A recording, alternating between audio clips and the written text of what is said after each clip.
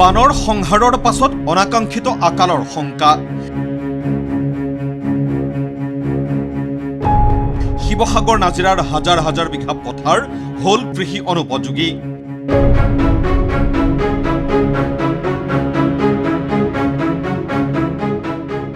এই বছৰটো বাদেই অহা ২-৩ বছৰলৈও ভূঁই ৰুব নোৱাৰাৰ আশংকা।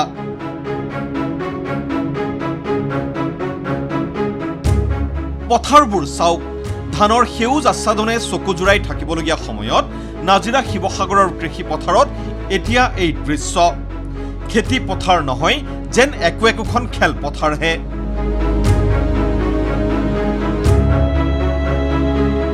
পথাৰত ৰোৱা কঠীয়া, ধাননিৰ আলি একোৰেই চিন মুকাম নাই। নাজিৰাৰ লুথুৰিগাঁও, বাইলুংগাঁও, লিকচনগাঁও, শোলগুৰি বাইলুংগাঁও, মিচিংগাঁও, তেতেলীগুৰি, বচাগাঁও, চন্তক বগদাইগাঁও, শিৱসাগৰৰো বেতবাৰী আদিৰ বহু পথাৰত এতিয়া এই একেই পৰিৱেশ। ২-৩ ফুট পৰ্যন্ত শিল বালি মিহলি বোকাই পুতি পেলাইছে পথাৰবোৰ।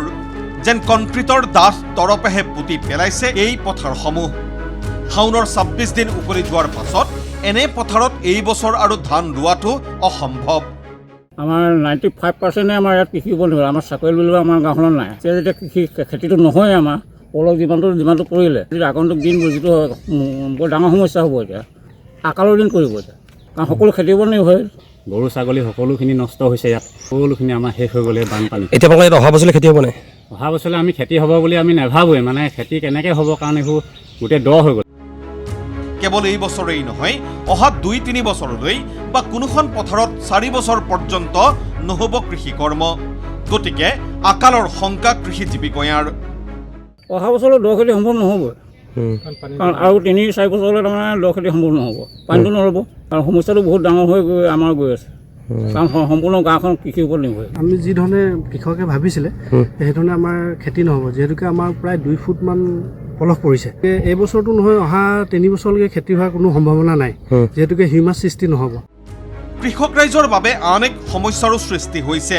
সেয়া হ'ল কাৰ মাটি কোনডোখৰ তাৰ নোহোৱা হ'ল কোনো চিন মুকাম, যাক লৈ সৃষ্টি হ'ব পাৰে খামখেয়ালি। গতিকে ৰাইজৰ মাজত মতবিৰোধ হোৱাৰ পূৰ্বেই প্ৰশাসনক এই দিশত ব্যৱস্থা লোৱাৰ আহ্বান কৃষকসকলৰ। মণ্ডল লাগিব। এতিয়া খেতি কাৰ মাটি কোনো একো ধৰিবই পৰা নাই। গোটেইখন সমান ফুটবল খেলা ফিলৰ লিখিয়া দৰে হৈ পৰিছে। কিন্তু আমি বহুত দুৰ্ভাগ্য, আমি কি কৰি খাম, কি কৰিম। চাৰ্কুল অফিচত আমি ইয়াৰ কাৰণে আমি আহ্বান জনাম যে আমাৰ যিবিলাক মাটি আছে তেওঁলোকে সীমা নিৰ্ধাৰণবিলাক সঠিকভাৱে হ'ব লাগে, যাতে ৰাইজৰ মাজত এটা অশান্তি সৃষ্টি হ'ব নালাগে। যিহেতু আপোনালোকে দেখিছে এয়া সম্পূৰ্ণ আপোনাৰ এতিয়া মণ্ডল আনি এতিয়া মাটি জোখালে হ'ব। আমাৰ পলসে মানে এনেকুৱা এটা অৱস্থা কৰিলে। মুঠতে 19 জুলাইৰ জলপ্ৰলয়ে বাৰুকৈয়ে কঁকাল ভাঙি পেলালে এইসকল গ্ৰামাঞ্চলৰ কৃষিজীৱী অসমীয়াৰ। এতিয়া দায়িত্ব চৰকাৰৰ।